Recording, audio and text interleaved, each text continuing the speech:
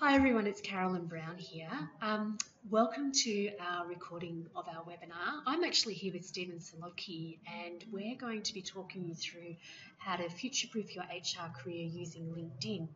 Now, where I'm actually coming from is I'm the founder of Interview IQ, so the insights that I'm going to bring from being a former HR recruitment consultant and manager, and I've become the most connected Australian woman on LinkedIn. What I've been able to do as one person and a laptop is using social media and using LinkedIn is actually build up a global brand. So now I no longer advertise my consulting services, and in the process of doing the work that I do with Interview IQ, where I help people find jobs, I've actually helped thousands of people find jobs. So we've got this webinar for the next 90 minutes. And as I said, all of the perspectives that I'm going to bring you today and that Steve's going to bring you today have come from the insights that we've gathered and proven over the last 5 or 6 years. The reason that I'm showing you these pictures, these media pictures on the right here, is that what I've been able to do just using LinkedIn and social media and my blog is build up a global profile and a global network. And so I've been, picked up in various tier one media as just one person. So some of the insights that I'm going to show you are actually how to find yourself on Google to build up that kind of professional and personal brand for yourself in a very powerful way. So I'm going to hand over to Steve now to introduce himself. Okay. Hi everyone. So thanks for joining us on this webinar. As Carolyn said, my name is Stephen Soloki. I'm a psychotherapist and career counsellor. So I'll be joining you today for 4 slides where I'll walk and guide you through how to transform your career using the latest research in positive psychology and how to anchor yourself into your strengths, values, and interests as the foundation to design your LinkedIn profile. So in terms of myself, I have a background in corporate HR before retraining as a career counselor and psychotherapist. So I kicked off my HR career as a occupational health and safety coordinator, and then worked my way through into learning and development and HR policy development. And towards the latest half of my 14 years in the HR industry, I specialized as an internal recruiter and worked my way up into lead roles at the national level and recruitment management. The reason I mention that is because there absolutely is some commonality that we share as HR professionals, both in terms of how we consult with the organization and transform that, but also the personal journey that we go on in terms of our own growth and transformation as HR professionals. And that's what I wanted to talk about today in terms of the process of transformation that we can follow to make sure that we're still being of service to the organization, but not losing touch with who we are in essence. And the other reason why I share that too is just in terms of my own story. I went through my own career crisis 2.5 years ago, where I realized that I was no longer enjoying working in the corporate-based culture, and went through a period of feeling very existentially lost and even, I'd go to say, anxious and depressed. And so this required me to wake up quite quickly and to recognize that I had this calling where I wanted to work with people at the interpersonal and emotional level, and that possibly I had chosen not so much the wrong career, but there was opportunity to realign myself into what gives me meaning and purpose. And that's when I was able to reconnect back with that part of me that was very interested in psychology and psychotherapy. And so the reason why I share that is because I feel that, like, once again, there is commonality in terms of what we share with our own personal journey. And so hopefully there's some resonance to really encourage you that there is absolutely reward there in terms of really connecting into what your strengths and interests are to take that next step as you contemplate your future. So as I said, I'll join you for 4 slides there, and I'll hand you back to Carolyn now. Okay, so what we're going to cover today is in 5 steps. So future-proofing your HR career using LinkedIn, being really mindful of what the employment market looks like today. So the first part is actually what Steve's going to cover, which is actually understanding your DNA. Now, This is a really, really important first step, because when you're talking to people online or just in general, you want to be coming from a place of true authenticity, so people can actually relate to who you are. So Steve's going to cover understanding your DNA. Then I'm going to talk to you about communicating your value. So how you actually come from a position of strength and communicate your value online in a way that's really, really authentic. I'm going to talk you through how to actually build up your network using LinkedIn, and then leverage that network to find jobs. And at the end of this presentation, we're going to spend a couple of minutes just introducing our new outplacement offering, which is built around a lot of these things that we're going to be talking about today. This will be a snapshot of what we're actually offering, but also delivering a good deal of value to you over the next 90 minutes.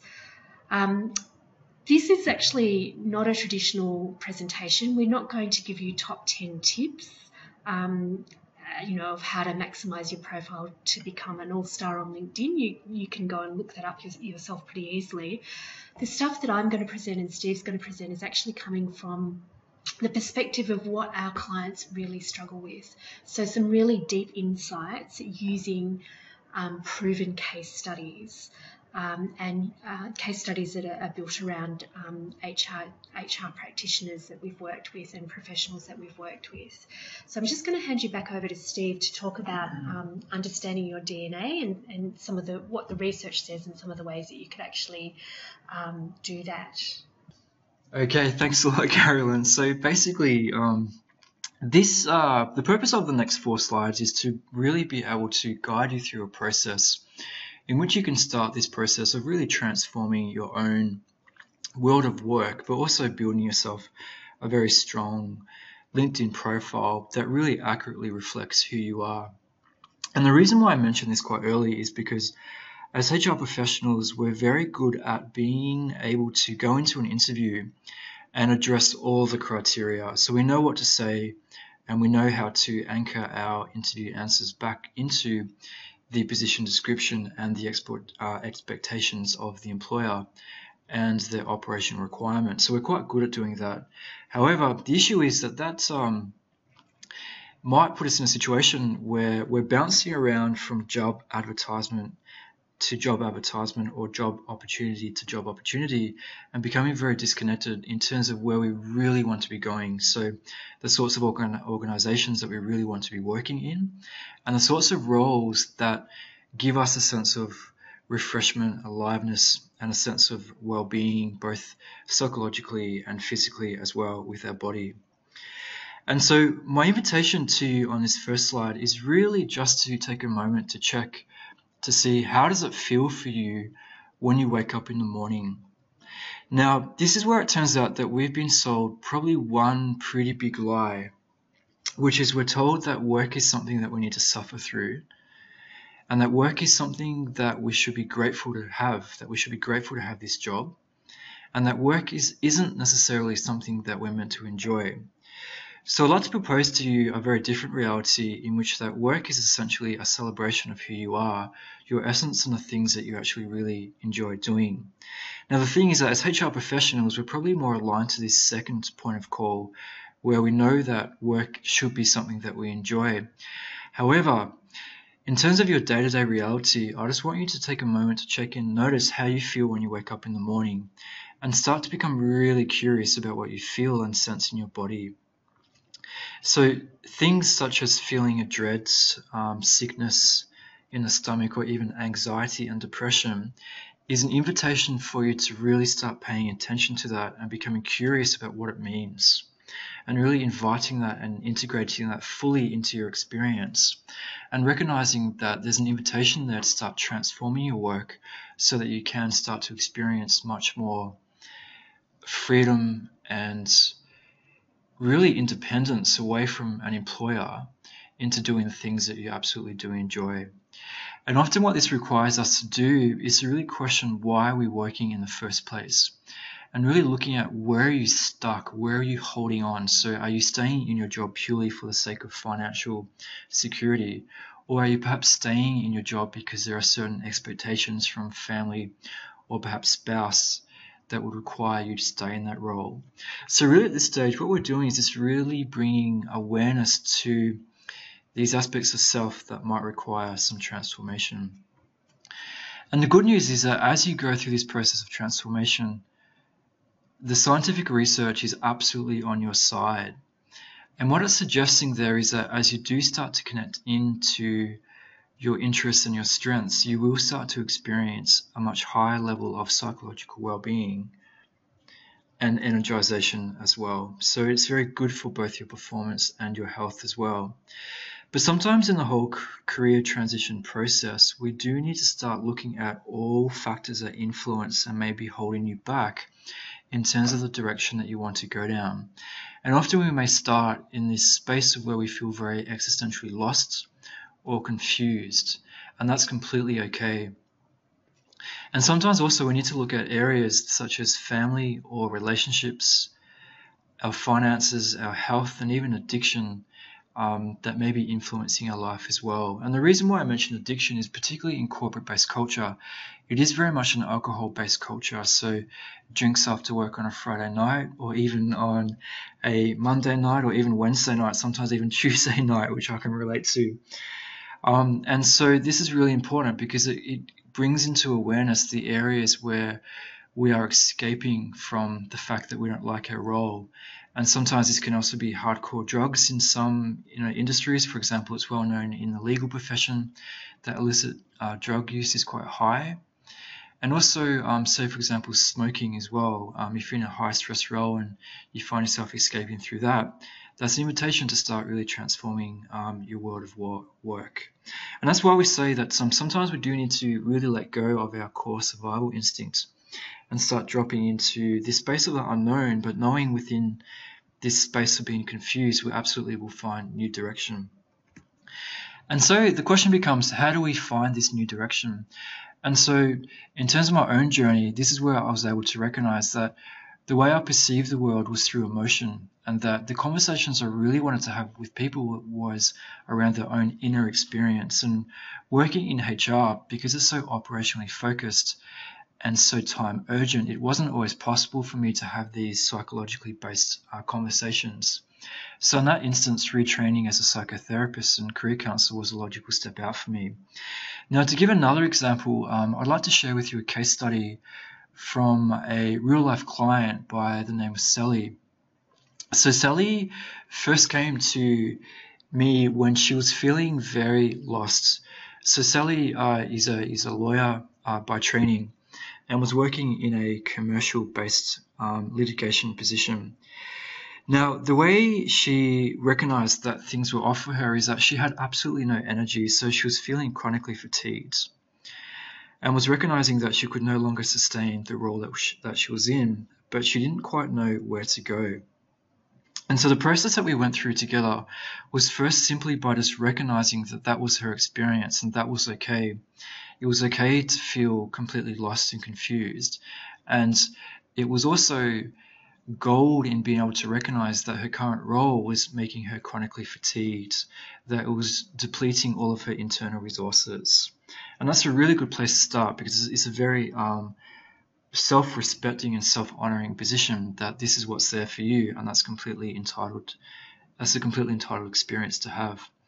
And so what we started to do, we went through a process of where we started to connect into what Sally's strengths were and what she was really curious about. And what we discovered through conversation is that she really enjoyed research and writing.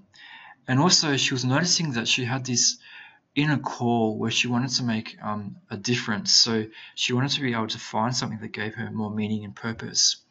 Now that does sound a little bit cliche, but what we were able to do was really lock that down to where she identified that she had an interest in policy, in legal policy. And from that, we were able to brainstorm that the best environment for her would actually be in government, where she could be involved in legal policy and contributing to writing and analysis, so her key strengths. And so that's an example of how the importance of really aligning into where your values and strengths are. So what gives you this sense of transcendence, meaning and purpose, or even optimism.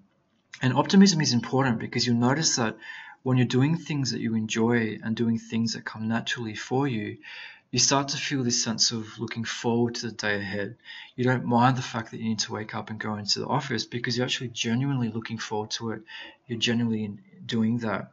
And once again, the importance of doing that is demonstrated by science now in terms of the latest psychology research, which is really showing that as you do connect into what your strengths and interests are, your innovation and entrepreneurship will actually increase in the workplace.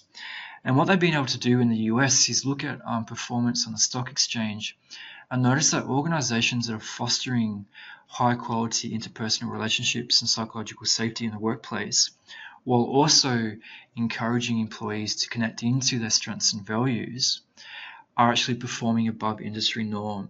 So there's a direct return on investment, and I suggest that this is probably the next stage in HR where we can actually physically quantify the financial return on investment in terms of stock market performance. So it's quite an exciting area to be in. So the final slide to conclude on here is really about what does this mean for you yourself as a HR professional. And this is where it does require you to be brutally honest and really asking yourself the question, well, do I enjoy what I do? And if you don't, that's okay. It's a great place to be. You're in company. And really celebrating that moment of feeling lost and wanting to change your life, but not quite sure, knowing where to go. And what we want to be able to do there is to be able to really connect in and start to notice the things that you really enjoy doing. And so connecting to your strengths. So your strengths are something that feels good for you to do. So in the world of HR, it could be, for example, you may notice that you have an interest in, say, best practice organizational development, or maybe corporate sustainability. But what you may start to notice is that due to operational constraints or team design, that you don't have the opportunity to work in those particular key areas. So the question becomes, well, what to do then?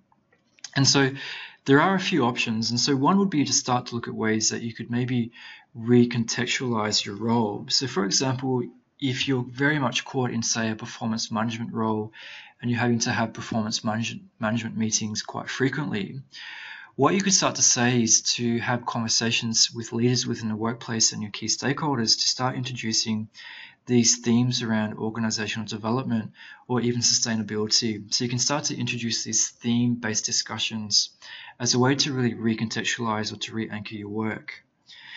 Best case scenario is where you may be able to start to redesign your role. So this would be where you could start bidding for projects or start requesting funding or start driving your own organic projects to completely redesign your role.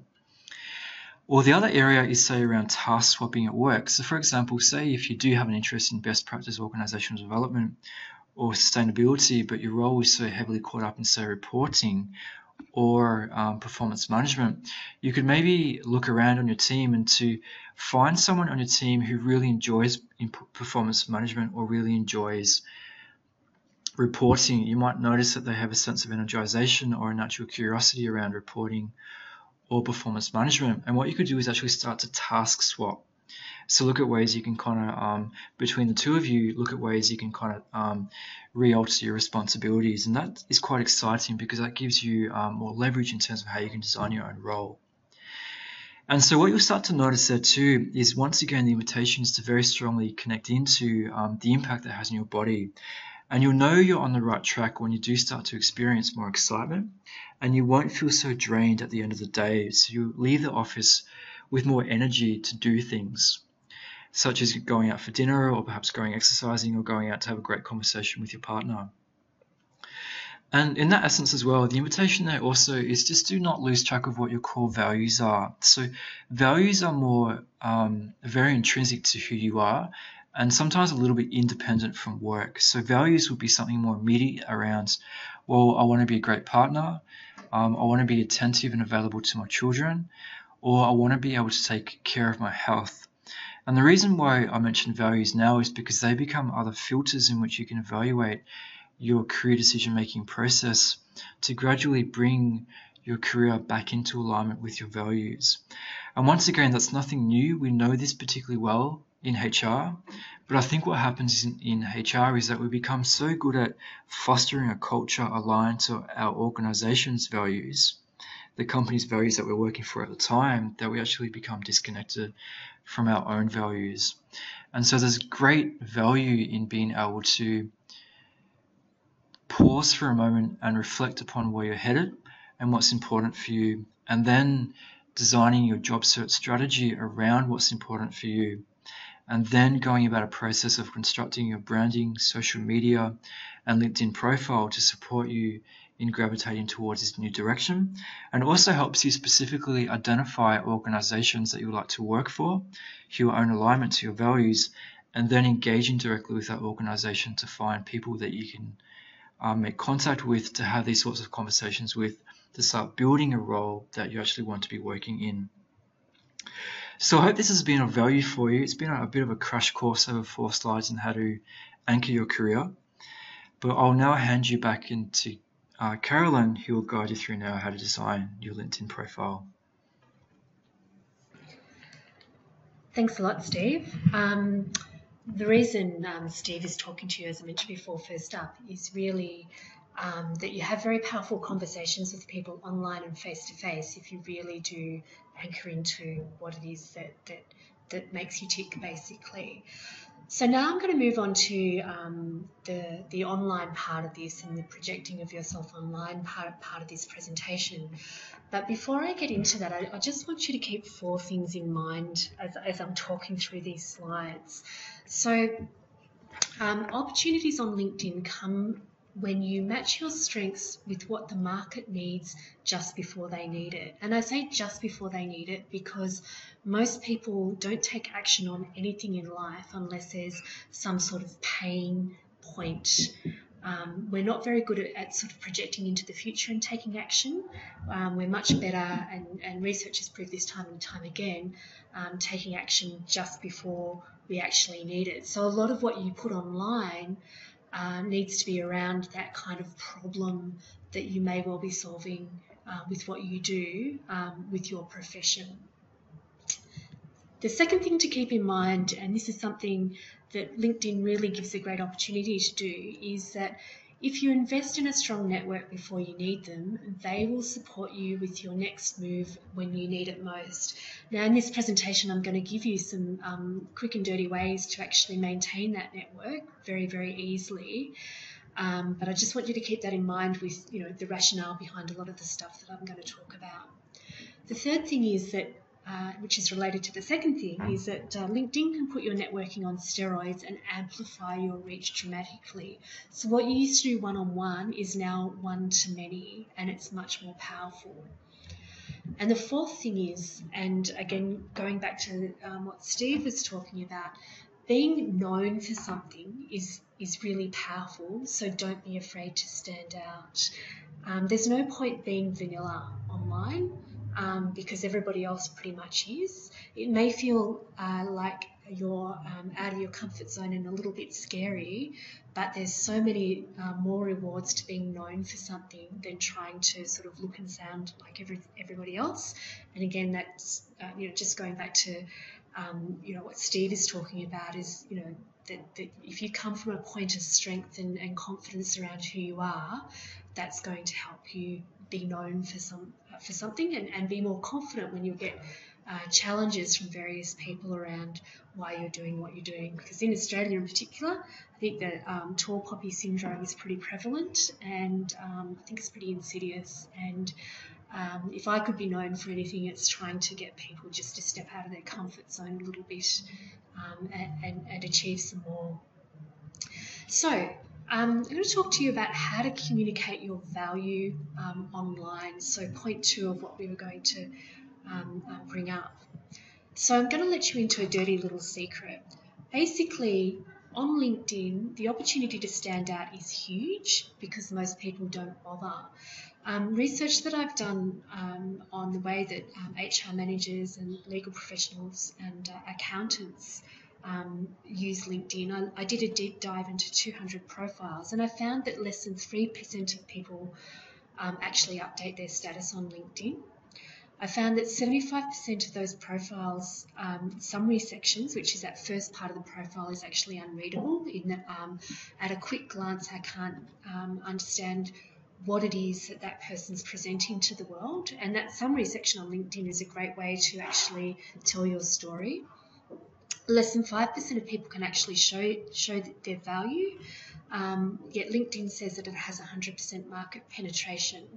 The reason I've got that picture on the right-hand side with Strategic HR Manager, it is just a little snapshot of what I mean.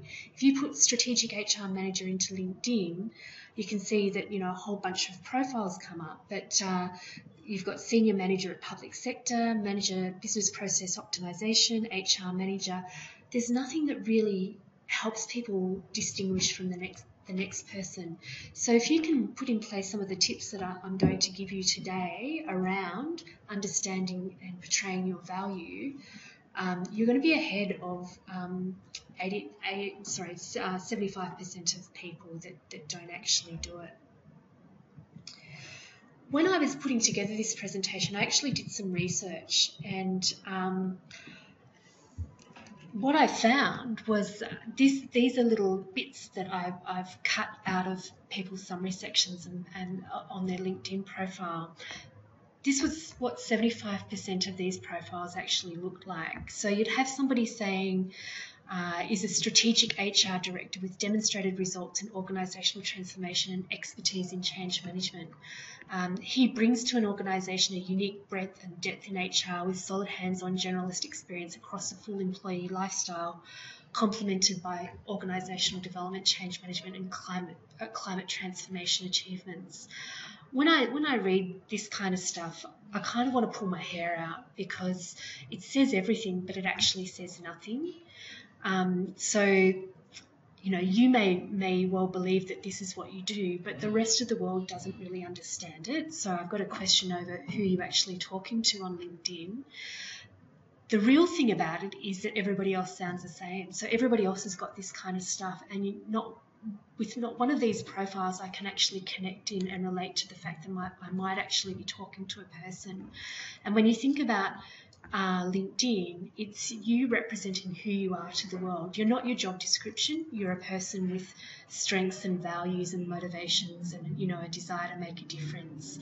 So don't be tempted to cut and paste your resume onto LinkedIn. Go back to anchoring back into who you actually are and what you actually want to present to the world. You can have some of these keywords on your profile.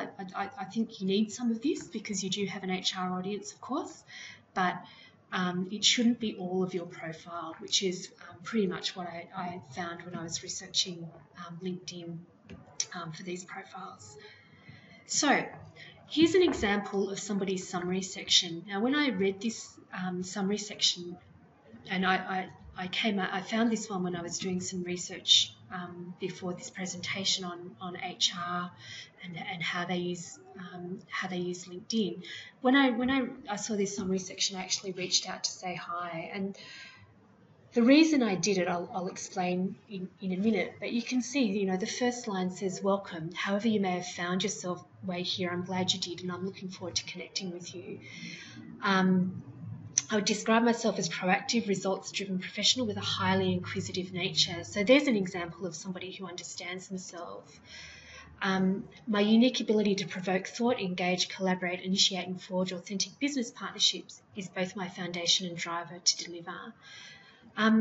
So I wouldn't suggest that you would use this particular style of profile for a corporate executive, senior HR person. This is a profile of a trainer, but it's somebody representing who they are and encouraging people to connect with them online. And that's what I mean about showing yourself and showing your value. So why did I say hi to this person? Basically because they're friendly and they sound human. I mean, a statement that says welcome is immediately welcoming you. It sounds very obvious. I can relate to his strengths. So where he says, I describe myself as proactive and results-driven with a highly inquisitive nature, I get an impression of somebody that's quite energetic. And then at the end of that, you know, he has an engaging call to action. On a personal note, I love skinny lattes with odd amounts of sugar. Have an interest and passion for social media and have been told that my life is unique. So I get the impression that meeting him would actually be fun. So he's not got strategic HR professional with a proven capacity to deliver organisational change.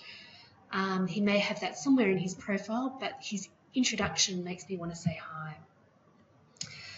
So here's what's in a strong LinkedIn profile. It has a primary purpose. So your purpose on LinkedIn might well be to develop business. It might well be in HR to attract staff. It may well be to present a professional side of your organisation. It may well be to network. It may well be to find a job. So a powerful profile generally has a primary purpose. It's written with the audience in mind. It highlights your unique strengths. It shows how you solve business problems. It shows proof points and credibility. It's friendly and it's readable and has a call to action at the end. Now, as an example of a good LinkedIn profile, I'd suggest that you go and have a look at Alan Holmes. He's not actually in HR. He was working at the time for the National Australia Bank, but his profile actually elevated him to being offered consulting jobs from being a project manager, essentially. And it has all of the elements that I'm talking about: primary purpose, written with an audience, shows his unique strengths and shows how he solves business problems with proof points and credibility. So go and take a look at his profile on LinkedIn for some ideas around how you might want to set that out. Here's another profile. I actually wrote this profile. This isn't actually one of my clients, but I wanted to give you this profile to give you a demonstration of some of the points that I was talking about. So this person is a senior HR executive, managed global transformation programs, introduced agility and increased innovation to tier 1 corporates. Now that is the headline. So instead of saying transformation manager, it actually has some keywords in the headline, senior HR executive, and then how this person has added value. So managed global transformation programs, introduced agility and increased innovation, and his audience is tier 1 corporates. So in terms of getting across some credibility and also some points to connect with, this person starts off by talking about what they're passionate about. So I commenced my career in HR as I have an absolute passion for bringing out the best in people. I'm completely engrossed when I've been able to define organisational structures and build agile teams to deliver innovation and achieve business goals. So it's talking about some of the things that have really floated that person's boat. With skills honed in a 15-year career in tier 1 corporates, that's a credibility point. Working across key HR functions, including change management, training, industrial relations and recruitment. The value I add includes. So we've used the word includes there because obviously this person has many more achievements, but it's implying that there's a whole lot to talk about. And then, the credibility proof points: increasing team engagement and productivity, leading an organisational restructure, enhancing leadership skills in management teams, generating $1.7 million in savings. So again, we're talking about business problems that this person's solving. And then underneath, we've got key expertise with some of those buzzwords, but those buzzwords will actually help that person get picked up in searches. And then a call to action at the end: connect with me to talk about. This is an example of another profile, and this lady is a lady by the name of Natasha Hawker, so I suggest you go and have a look at hers. The reason I'm showing you this profile is transitioning from a permanent job. One of the things that people look to do to find their feet or establish a new career move is actually consult. And essentially, Natasha's done that, and she's set up an amazing business called Employee Matters, which is going great guns. Now, with her LinkedIn profile, her headline again brands her: founder and MD of Employee Matters, employee expert, 20 plus years, speaker, Australian Business Women's Network flying solo blogger. And again, with hers, it's clear who her audience is. She works with small to medium enterprises, and she steps in because a lot of businesses at that size don't actually have HR but need them. But they don't talk the language of HR, they talk the language of people. So her opening line is: if you're running an SME, you'll nod your head when I tell you that research consistently shows that people issues are the primary cause of headaches for most businesses. Yet your employers are your biggest opportunities to make your business successful. So that's her audience, SMEs. Imagine what you could do if you didn't need to worry about such things as dismissing poor performers and not getting sued, talking about a problem and a pain point, or keeping compliant with ever-changing workplace laws. How does she add value? We help SMEs manage people issues that keep them up at night. You may not be able to find a full-time HR person just yet, but you do need professional support and advice.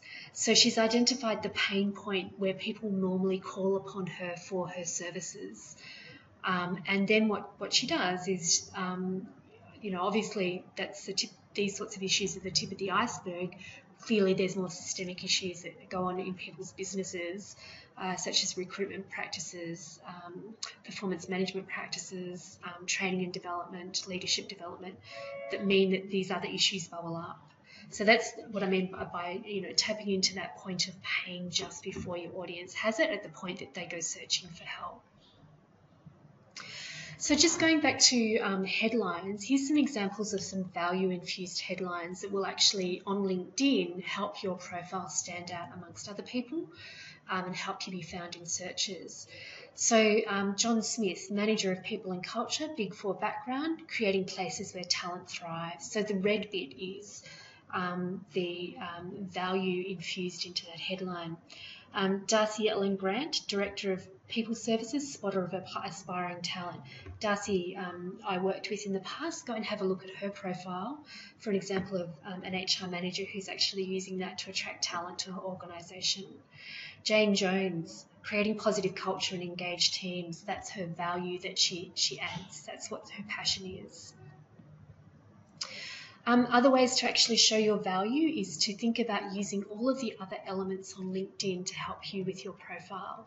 So just to remember that a big thing that people forget is that we process visuals far faster than we process words. And research around sort of online marketing and advertising, and obviously advertisers have known this for years, is that we believe what we see. So if you're wearing a blue suit, people believe that you work in a corporate environment. So if you're showing yourself in action, people believe that you're working in that environment. So what ways to show your value are to make sure that you fill out your profile with recommendations and that you actually get endorsed. So I've done a snapshot here on the right-hand side of my profile, and you can see that 99 plus people have endorsed me for recruiting, right down to interview preparation. Now, endorsements are just a quick click, but what they actually are is when people are scanning down your profile, we're all social creatures, and it shows that visually these are my top 10 skills, so to speak. The other point around this is that nobody wants to hang out with people who have no online friends. So having all of these people endorse me and having all of these recommendations shows that I'm popular, which again is I've gone and asked people to recommend my work and give me testimonials, but again it reinforces the idea that what I say is of value, which of course it is, but yeah. So if you think of a website or a blog, you tend to believe the content on that blog if it's been shared, liked, and tweeted, compared to something that sits there lonely and by itself, and it's exactly the same on LinkedIn. Other ways to show your value, again going back to that idea around that we process visuals and we believe visuals more so than words, is to actually describe your profession in pictures and use the banner on LinkedIn to highlight what you could bring to the table. The reason I'm showing you Candice's banner is that it actually got picked up by LinkedIn as an example of best practice. She's a user experience architect, and when I started to work with her, I didn't actually know what that was, and it turns out that I'm like most people. So she took a photo of her whiteboard and put it as a banner on LinkedIn to show how she goes out about planning the user experience process, or the experience that customers or users will have of websites and apps. And so instantly you can see, oh, that's the way that she works. So you could describe your profession in pictures. I think one of the complaints around HR from a lot of people is that nobody actually knows what they do or what you do. So you could show visually a picture of where you're at with a certain project or a certain process, or you in action delivering training or around the board table, that actually shows people how you actually go about your work. Another example of that is Alan Holmes, whose profile I showed you before. He had his banner designed to have a really quick snapshot of the 4 key areas that he likes to work in. So business architecture development, program review and management, process re-engineering and improvement, program and project feasibility analysis. So key skills in his header. Deliberately chose the colour blue because he's working in banking and finance, stability and security. People will read his entire profile with that in mind. Complements the headline that he's got up there as well. Now, just in terms of communicating online, there's no point showing your value if nobody actually wants to read your profile. So, and this is what I meant before about 75% of summary sections being unreadable. If you follow some basic copywriting rules, you'll actually get people to read your profile. And those rules are, and again, this is based on web research done by the NN Group, who've been studying how people interact with the web since 1998. We skim read. So you need the most important information at the top. You need 1 idea per paragraph, no more than 3 lines per paragraph, 4 if you have to. Use bullet points, lead with the most important information and make it factual. And that way you engage people with reading your profile.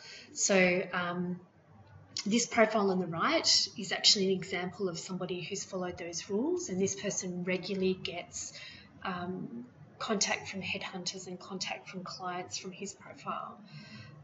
So it's a very short first sentence. Again, if that opening paragraph was 5 or 6 lines, we wouldn't read it at all because we get intimidated by it.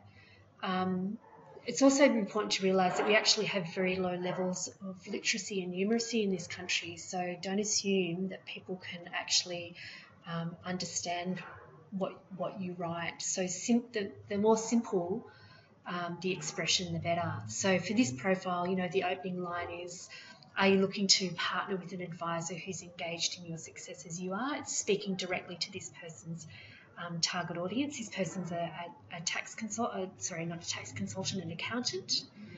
And one of the complaints around accountants is that they're only there at tax time, yet they have access to a whole bunch of information that would be useful to their clients' businesses.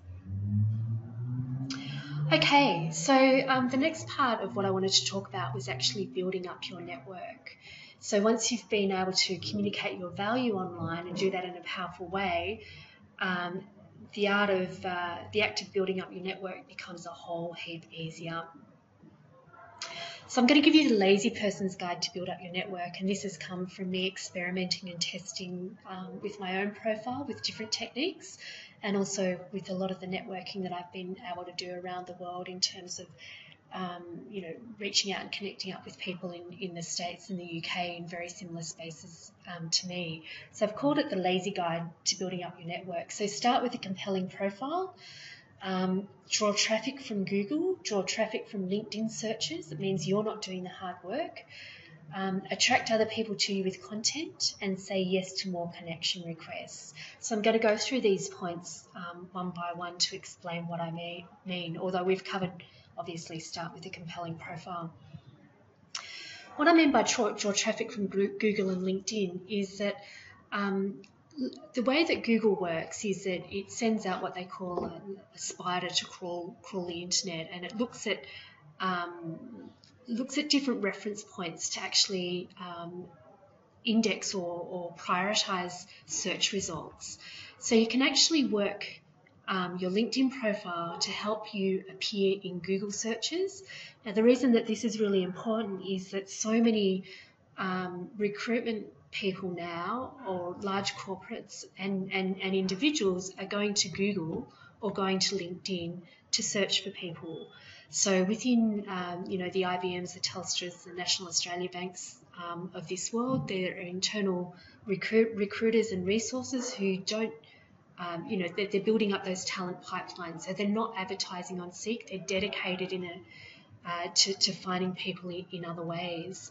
So I always say that Google loves LinkedIn and LinkedIn loves Google. And to show you what I mean, I did this search earlier for a strategic HR manager in Melbourne, put that search into Google with my recruiter cap on, and you can see that what comes up as number one is strategic HR partner, Melbourne LinkedIn.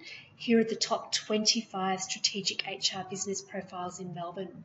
So it's gold, it's been ranked by LinkedIn in some way. It's been ranked by Google. If your profile is in that top 25, instead of you having to reach out to so many people are searching for you. And if your profile is powerful enough, they may well reach out to connect with you. What comes up, and this is a search that came up before, are a whole bunch of profiles. So if you click through from the first search result, you'll see a whole bunch of profiles that are automatically ranked. And this is what I mean by having a powerful headline, because the person that I'm going to click through here on this is probably the person with the photo. LinkedIn has released research that people with photos get a lot more clicks. But also I'm going to look at people's headline to make sure that, that's the person that I want to click through on. So how you get your profile ranking on LinkedIn and ranking on Google is to make sure that you've got your profile populated with keywords. So before you put yourself online, I'd start to run a keyword search on Seek and run a keyword search on LinkedIn to see how many profiles actually come up. So there's no point calling yourself some obscure job title that's not being searched on.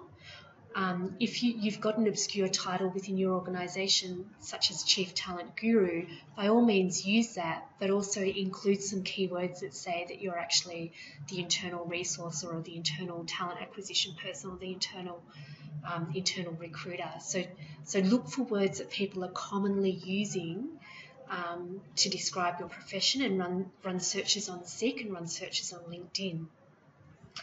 I'd also run those searches to see who comes up in ranking on LinkedIn. So go into advanced search and see whose profile comes up that are second degree connections, and see where they've got those words in their profile. But essentially these are the sections that you'd put them in. So in your headline, your experience section, in your skills and endorsements, and in projects. Projects are really useful as a way of actually demonstrating some of the skills that you have, and I tend to use the STAR approach with that. And in the project headline, I actually put what that project's achieved, so the outcome. It's a nice bold way to actually be found, that you can put keywords in there as well. So make sure that those keywords go in those places. Look to see who ranks above you on LinkedIn for keywords and what else you might need to be doing to start to rank. Once you've got that right, it might be a day or half a day's work on the weekend.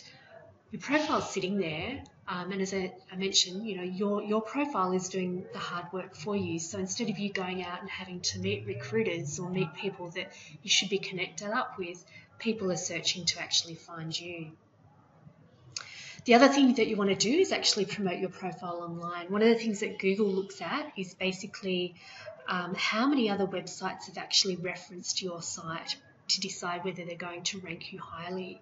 So I've been able to achieve, if you put LinkedIn Profile Writer in Australia into Google, my LinkedIn profile actually gets #1 ranking on Google, which is an absolute rolled gold real estate a piece of real estate. It's like being, having the H&M store in the Bourke Street Mall. And one of the ways that it has helped me do that is actually, to have links to my LinkedIn profile in different places online. So on Twitter, on Google+, in any communities that I comment on where there's an opportunity to put your link to your website, put a link to your LinkedIn profile. And that will help your LinkedIn profile start to have more visibility on Google and on LinkedIn. Just some other tips to help you come up in Google searches. As you can see, as I mentioned before, if you put in LinkedIn profile writer Australia into Google, my LinkedIn profile comes up number 1. Try to link your LinkedIn profile URL to keywords. So, for example, I wrote a blog post in the HR Daily community. I might put checkouts and I might write that blog post on LinkedIn. I might on that blog post write, check out my LinkedIn profile where I've got some writing tips, and I might link LinkedIn profile where I have writing tips. The link behind that would be to my LinkedIn profile. You want to put keywords higher in your LinkedIn profile to help you come up. You want to make mini profile updates because one of the things that Google looks at is how fresh your content is, and do more social sharing of your LinkedIn profile as well. The other thing that you want to think about doing in terms of drawing people to your profile is creating content that's going to draw people to you. So one of the things that I do regularly is I put blog posts up on LinkedIn with a big visual that attracts people to look at it, which helps people actually have a reason to connect with me. So, in HR, talking about yourself. In HR, why saying you're a business partner on LinkedIn is a career killer. I'm solving a problem that my audience has. My audience is HR. I'm challenging a thing that they do. I'm giving them a reason to actually read my post. Once you start to write, you'll find that people will either give you the thumbs up and like what you've done, or make a comment, or reach out and connect with you on the basis that they find something that you've actually written on LinkedIn to be really relevant and useful, and that they would like you to be in their network. And the other thing is that it creates visibility because you come up on the side where the red flag is with your connection. So you're reminding your connections of who you are. On the right-hand side, there's no point writing content if nobody's going to click through. And what you will find is that, again, people waste that opportunity because they have headlines that don't tell people why they should click through. So in your headline, you need to actually put what's in the post. It sounds really obvious, but a lot of people forget to do this. So you can see down the side here that Dr. G. Jack Brown's published a new post, Nonverbal Communication Analysis number 3282. Zac Efron's Swam with a Shark is a really interesting headline, but it doesn't speak to me, and I don't know what I'm going to get, the value that I'm going to get out of reading that post. So, a basic but really powerful tip is to make sure your headline actually tells people, speaks to your target audience and tells people why they should click through and read your post. And with anything that you publish on LinkedIn, my advice is to actually be really totally insanely helpful to your network. You can't, in a way, give away too much of your knowledge, because essentially what people are paying for nowadays, if they're paying for your services, isn't your knowledge. They're wanting to understand that you've got the ability to deliver that knowledge, which is what content gives. They're paying for your time. Nobody can buy back. People can buy time. So, and that's what generally they're doing, if they're hiring you as a consultant, or they're hiring you as somebody that they might employ internally. So my advice is that you can't give away too much IP. You don't want to give away, obviously, confidential information, but your own personal IP that you've developed over your career. Start to talk and share about that stuff, because that's what people are going to connect in with and relate to. So, you could solve the problem that nobody talks about with a blog post. For example, it might be something along the lines of, is it really possible to reverse a toxic workplace culture? What to do when the manager is being bullied, not the employee? A big one for HR, so nobody listens to you. Is it you or is it them?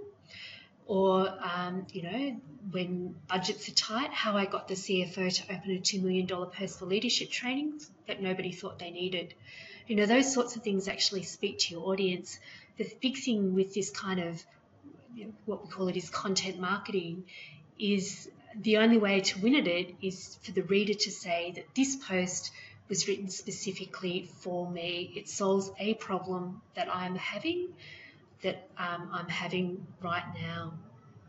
Other things that you could share could be best practice in your industry, fascinating research, projects that you've been working on, challenge popular practice, why performance management rarely works.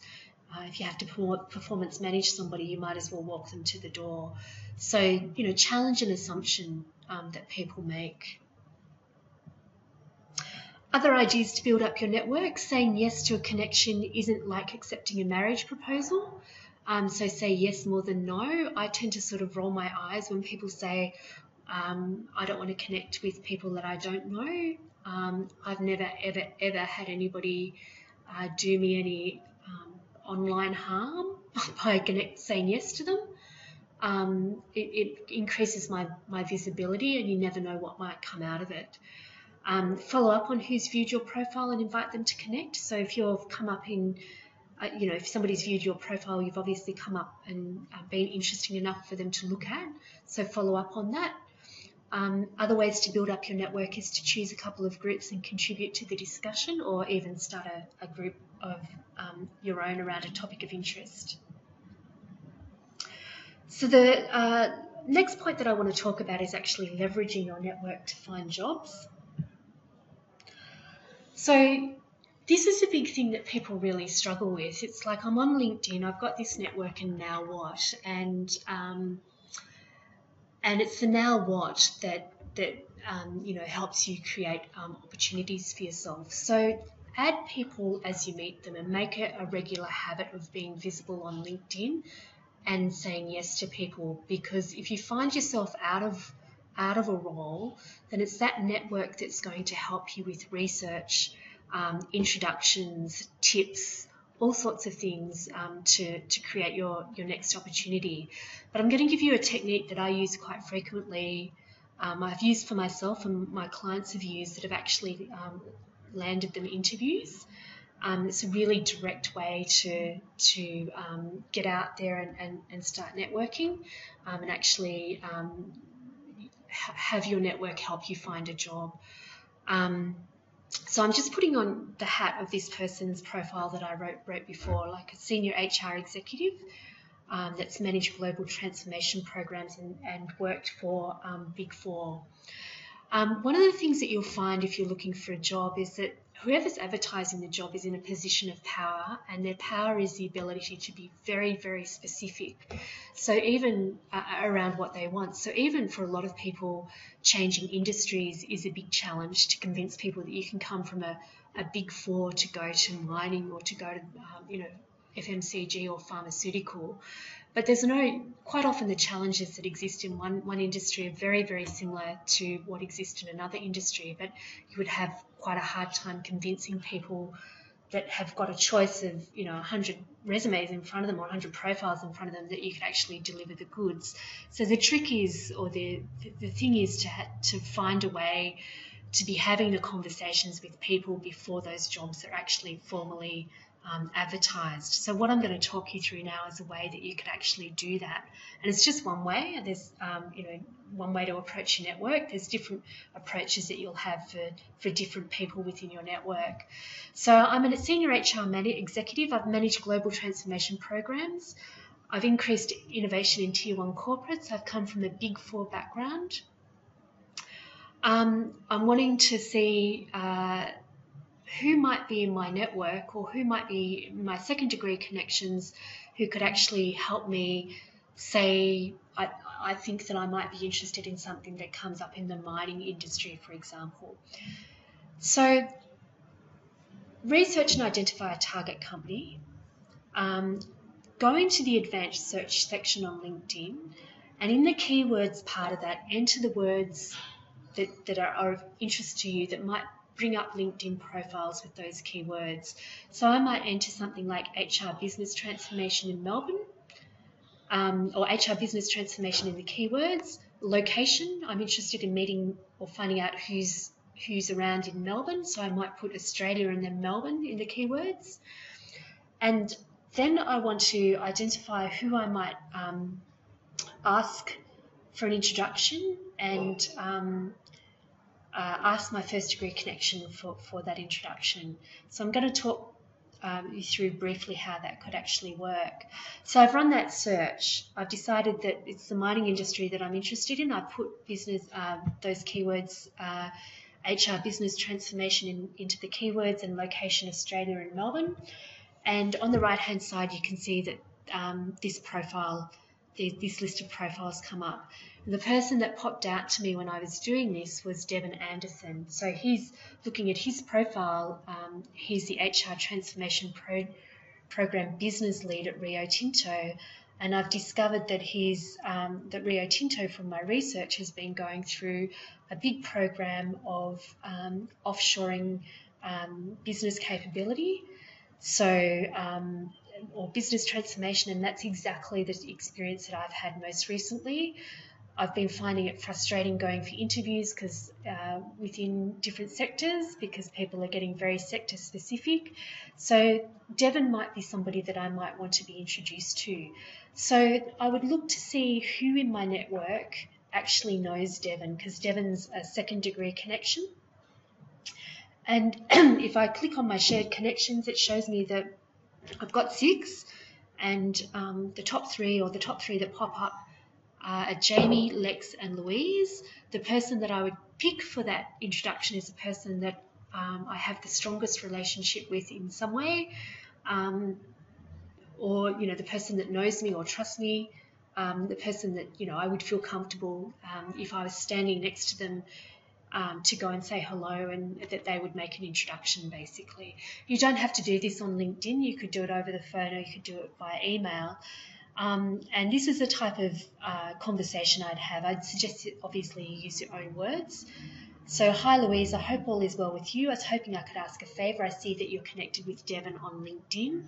His role, and this is what I've picked from his profile, in the redesign of HR delivery models to reduce global costs for Rio Tinto sounds challenging and interesting.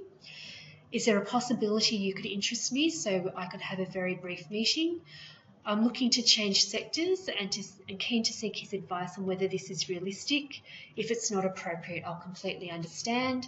If there's anything I can help you with, please let me know. You'd find your own words to do this, but there are a few sort of key things that you want to get across.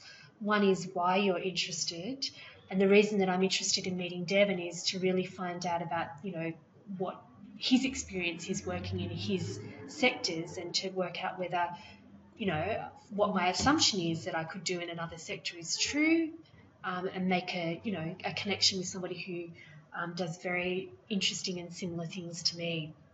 But I've also made it very easy for Louise to say no. If I put pressure on Louise and she's not comfortable with that, that's going to put pressure on my relationship with Louise. But nobody wants to do something, it's not going to be a wholehearted endorsement from Louise if she feels like she has to do it. So it's making it very easy for somebody to say no, and the irony of that is that generally people say yes. So, and then, she's most likely just to forward that email along. I've put in that email, if there's anything I can help you with, please let me know. I'm still making sure that the relationship that I have with Louise is strong in doing that. So if you meet with Devin, these are the things that you might want to ask. You're not asking for a job, because direct question, you get a direct answer. So if there's no job, there's no job, and that's not the premise of the meeting. The premise of the meeting is to find out more about what they do and about that sector. So, you know, some of the things that you could ask are the focus of their role, the challenges in the mining sector, emerging opportunities that they see for HR, differences and similarities between Big Four and mining, upcoming projects and opportunities. You talk about what's worked where you've worked, and you know what you're looking to do next. So it's a very sort of consultative, open meeting, but what you're looking for are little buds of leads, I suppose, that you can take to the next step. With these sorts of meetings, you know, you're going to them at a time that suits them because they're doing you the favour. So, you know, you've got to make it very, very easy for them to meet up with you. I've done this and had several cups of coffee with people at times and places that have completely suited them and had an agenda around it, you know, similar to this, the things that I actually want to find out. If something comes up that there's a job emerging or a challenge emerging, you might want to follow up with an email and around that. And I've just put a sample email that you might want to follow up with. You know, dear Devon, thank you for meeting with me. Not everybody's open to conversations with people that they don't know, so I appreciate the time that you took. You mentioned that your HR operations team has a need for a change project lead. It sounds like an exciting opportunity where I think I could make a difference. I was able to achieve high levels of staff engagement and retention leading global change programs in a similar environment. So I'm not giving him my entire life history, career history. I've honed into what came up, the challenge of that job and where I've been able to deliver similar results. Having met me, do you think my skill set and way of working would fit the role? And if so, would you mind if I mentioned your name and contact the person hiring? I'm not pushing myself. I'm still, you know, making it easy for that person to take it whichever way they want, and come back to me with some good insights if I'm not, and I'm not taking it personally if they say no. I'll understand if it's not appropriate, and do let me know regardless if there's anything I can do to help you. So again, you're keeping that invitation open to talk further. And then what I would do, or before that, at the same time, and this is what I mean that LinkedIn is the power of one-to-many, is to say an amplified thank you, which means that, you know, I'm using the power of my network to promote this person as well. So it's no longer one-on-one, it's one-to-many. So I would endorse them, I'd recommend them. You know, you could write a recommendation on the basis of that meeting about how informed and passionate they were about their job. If they've got a status update on LinkedIn, I'd like it, or share it. You know, you could write a blog post around what you learned without and link to them without breaking that confidentiality. Introduce them to somebody who could help them. The endorsement, the recommendation, the liking and the sharing and the blog post are all amplified thank yous. So you get visibility to your audience, they get visibility to your audience as well. And it's doing it in a very powerful way, and it's a legacy that's online. And that's what I mean about the power of LinkedIn to say amplified thank you. So that's basically it for, you know, what we want to cover in terms of future-proofing your HR career using LinkedIn. I hope you've got a lot of value out of what we've been talking about. The reason that we're wanting to share this with you is obviously, you know, to give you some good content to help you make a difference online and a difference with your own careers, and essentially to give you a snapshot, or this has been a snapshot of the approach that we want to take with our new outplacement offering, because we think that there's a real gap in the market with the way that the employment market is going, and the approach that people take that could be filled in a better way. So I'm just going to spend a couple of slides talking you through what we'd like to offer in our new outplacement offering, and also I'll hand you over to Steve, because I'm sure you're sick of hearing my voice to this point. So what we found is, Steve and I have done an extensive amount of research that traditional outplacement has a lot of gaps. So it's really been focused on a reactive or externally driven job search. in that people go and do a scattergun approach and not come from a place that's powerful within. And it's actually quite a disheartening or very, very disheartening approach for people, because research says that only 25% of people actually find jobs via job boards. And research has been done in the States. It says that 75% of times that people put in an application, they don't hear back from the employer or the recruiter. I actually think it's higher than that.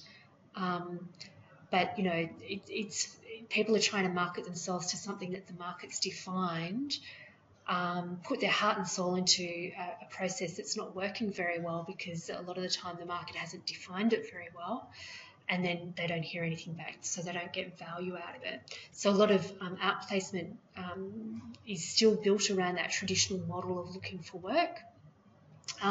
What we also found was that it's driven by what the client thinks they need versus what they really do need. Outplacement is a time, you know, when a position's been made redundant, that challenges a lot of assumptions that people have about themselves. And a lot of the time people go into what I describe as a fog, and their frame of reference becomes narrower and narrower the longer they are out of work, and their confidence shrinks. And but in outplacement, there's a lot of just base level acceptance that the client says they want something, the outplacement consultant goes great, and they work along those lines rather than actually challenging them.